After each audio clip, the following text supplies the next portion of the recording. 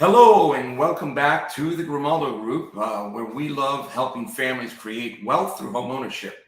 And today, Juan has decided to interview me, which that puts me kind of somewhat Push on off the track. spot. Yeah. Well, it's actually good morning, guys. Good afternoon, wherever you're at. Thank you so much for tuning in.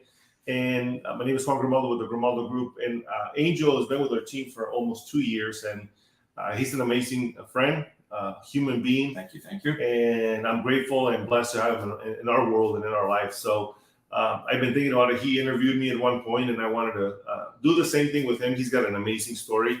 And first of all, who is Angel Ramos? Where's Angel Ramos from? Well, like I say sometimes jokingly, I'm Joe Schmuckatelli from down the street. I was born in Jersey, Okay. and that's why I can't get rid of this accent.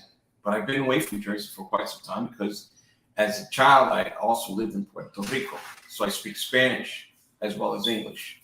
Now, my Spanish has changed a bit because I married into a Mexican family as I came to San Diego.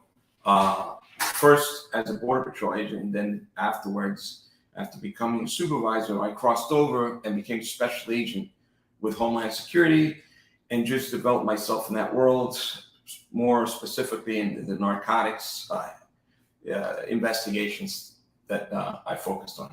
It's like a special agent, one of those, like I told me, trained 007. No, I did not. Nothing glamorous. It was just black and white. Just like real estate, people think that it's glamorous, is it? Yeah. Right? I mean, it was just a different way. I guess I got into law enforcement. I was served in the military first. Thank you for your service. Thank you. I was in the Navy, and I wasn't Rambo or anything. I worked in communications, and I was on the aircraft carrier, Abraham Lincoln. And it was just a great moment. I think it was like the foundation for what was to come. And everything is a stepping stone and development. And because I was a very introverted, I was very I could never quiet and see shy you that way, but you know what? The military helped, and it just took off. I consider myself an introvert. People don't think that I am, but I am very comfortable by myself, which again, that's a whole story. But anyways, so I want to go back to Angel when he was a little kid. Tell me a little bit about your growing up. I mean, so you were born in Puerto Rico, or No, I was born in Jersey. Okay.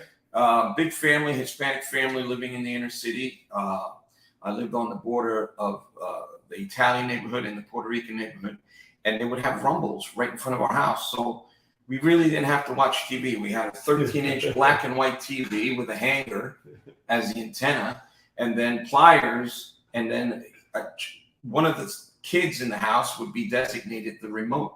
So you would stand there, right? And well, that's the type of environment. But I grew up in a very loving family, and that's where I was raised. My father being a pastor, very conservative. I grew up in a very conservative household, and that's that. And then eventually we moved to Puerto Rico. Okay. So I went to junior high, high school, and college in Puerto Rico. Oh wow. So how did you adapt when you moved to Puerto Rico? Was it an easy transition? No, it wasn't. I was 12 years old, soon to hit 13. That's the age where a lot of things start happening, and then they pick you up from a place where you had friends and things were happening in your life, and then they transport you to a small little town.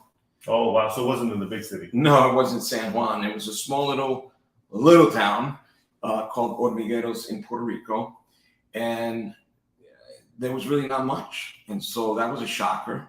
Was there a lot of hormigas, or what was it called, hormigueros? Well, the way that because hormigueros is translated into English is anthill, and so the town looked like an anthill the way they developed it, and that's why they call it hormigueros.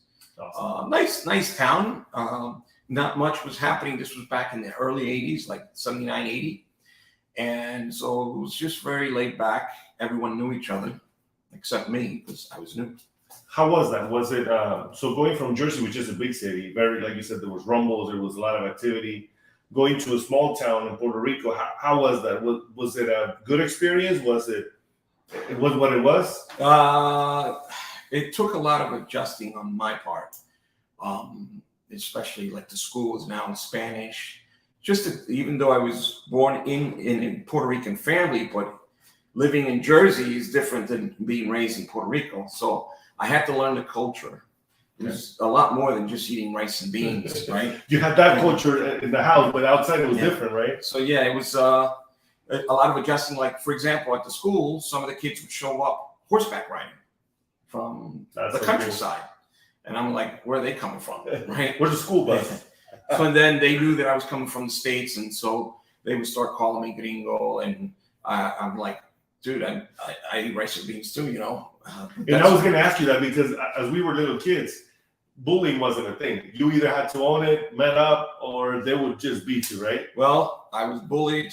I was in fights, and that was just the way it was. And you know what? I'm still here. I think it made me who I am.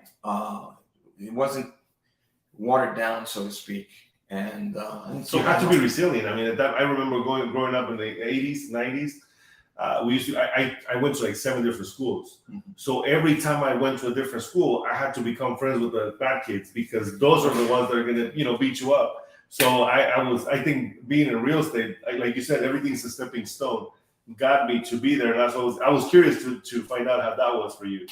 Well, yeah, and then having joined the military, it's especially being on a big ship and you're floating out at sea.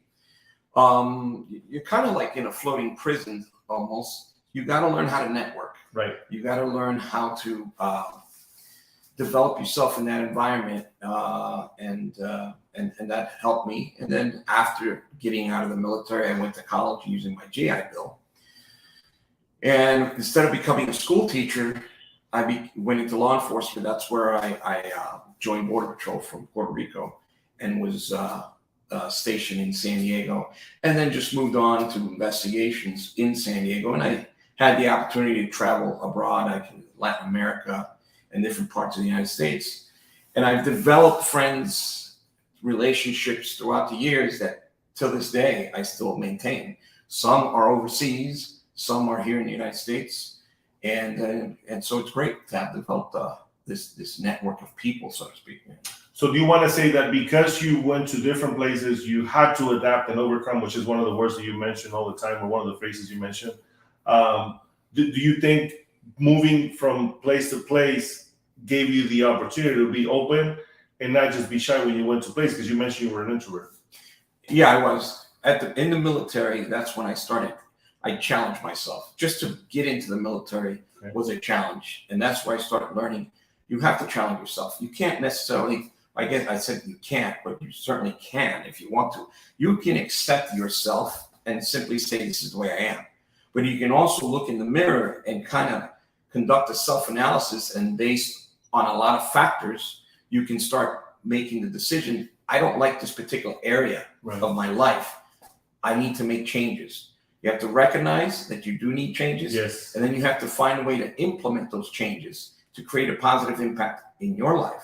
Once you accomplish that, it's a continuing process. You have to keep that beginner's mindset. Love it. And that's what helped me, pushing myself in the direction that I felt based on the people that my father always said, stick with the people that are ahead of you, and you're going to learn from them and develop into a person much better than what you are today. In that case, this is an amazing advice. We take a bunch of trainings, and for that reason, because we're constantly learning. We actually were having this conversation with my wife yesterday about I'm a certain way because I was raised a certain way. So I'm very vocal, and sometimes I don't think of what I say, and I offend people sometimes without even noticing, because this is what I do. This is how I am. However, when I notice that somebody got hurt, is that a good thing for me? So learning that we can always develop and improve is a great thing. So thanks for sharing that. And Jim Rohn, Darren Hardy's coach, always says, right, you're the 5 people you hang out with, and you always want to hang out with those. So, okay, so you went from New Jersey, Puerto Rico, and then from there you came up Border Patrol. Yeah, and then you went to San Diego. I went to San Diego from Puerto Rico. They sent me to San Diego, of course, after having attended the academy. And then I married into a beautiful Mexican family. I'm happily married. Awesome. My wife being from Tijuana, and so I've become Mexicanized. So even my Spanish has changed. People think that he's Mexican, but then he has the grito that we do, right? Yeah, right. So I do eat a lot of tacos. I love enchiladas and all that stuff. I'm a mutt, like I've said to a bunch of folks. I've had the blessing of traveling to different parts of the world. I got friends from all walks of life, and I'm telling you, it just enriches me. I become very, very involved with the people that I know. I want to know how they live and stuff, and partake of that, and it makes me a better person. That's awesome. When you go deep, basically, that's what it is. So the reason why I'm asking you all these questions, we wanted to interview is so that people get a glimpse of who Angel is. And again, sometimes we see people and we can imagine doing something, right? Like for example, some people see us and they feel like, oh, these guys have the perfect life, this, that. No, we all come from different walks of life. My wife and I got married, and we slept in a twin bed when we first got married. We rented a room from a friend of ours, and it's so cool to see, how you develop.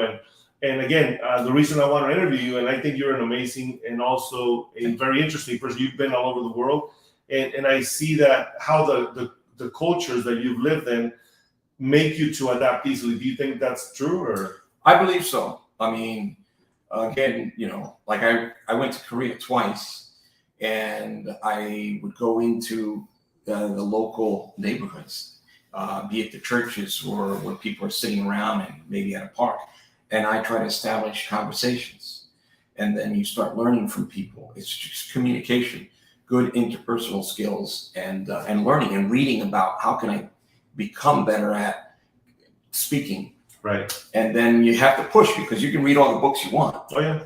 But if you don't put that plan and that training into practice, it's as if when you go into law enforcement, right? Or say, for example, military, and you stay in boot camp and you never get out of boot camp. At some point in time, you got to get out of the training phase and implement what you've learned. Definitely. And in real life, that's where you're really going to learn.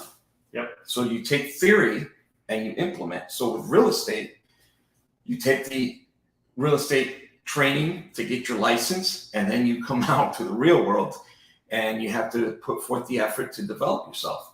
And it's really not just for myself, it's really to perform in such a way that our clients are satisfied that they want to refer us. Exactly. And we help other families. Ultimately, that's our goal. Definitely. And so you went from being a border patrol to a special agent to a real estate agent. How do you feel about being a real estate agent? I love it. It comes with some challenges at times. It's a lot to learn. It's easy, right? No, well, I don't want to say it's hard. It comes with its challenges, and you have to overcome those challenges. So I had an academy instructor, Mr. Martin, back in the mid 90s, and he always said, you have to learn to adapt and overcome. And I took that to heart. And I've always reminded myself, when you come in and you're hitting a wall, you have to remind yourself, adapt and overcome. Find a way, either you go under, around, or above, or find a way to break the barrier. Yep. What's holding you back. 100%. Or the other choice is just to sit back and not move forward. Yep. But if you want to get to a certain place, you have to figure it out. So adapt and overcome. And Mr. Martin, those words like, boom. They were great. And actually, people are repeating it in the team. We actually had a meeting this morning, and they were saying, adapt and overcome. Like, it was part of their conversation. So in life, guys, there's always going to be challenges. And there's a great book called The Obstacle is the Way. And I highly recommend it. Read it. Let us know what you think. If anybody wants to free copy, the first 3 people that comment with it, I'll give you guys a copy. And so, do you feel like those challenges you encountered in life have made you a better person? Are you complacent? I feel it's made me a better person, but there's always room for improvement. It's a never-ending process until death do us part. So you could be 90 years old, you're still a living and breathing individual. There's always room for improvement. And when you're developing yourself, it's not just for whatever job that's at hand, but it's also for your home front. Yep. If you're good at the home, you're going to most likely be good at everything else that you do. You have to balance things out, and then you're going to see more positive results than you were expecting. 100%. Awesome, Angel. Well, thank you so much for sharing your story. I mean, we can go on and on. You have, a lot that you lived, and we'll do more in the next chapter. Awesome. I appreciate your time. I always appreciate the effort that you put in helping me, because I'm a little salty with regard to age, and with technology, it takes me a little bit longer to take it all in. So No, but thank you, man. You're awesome, and I appreciate your time. awesome. Thank you. Have a good day, guys. If you guys are looking to buy a home, sell a home, Angel, myself, we have a team. We love the opportunity to work with you. Thank you. God bless. God bless. Take care.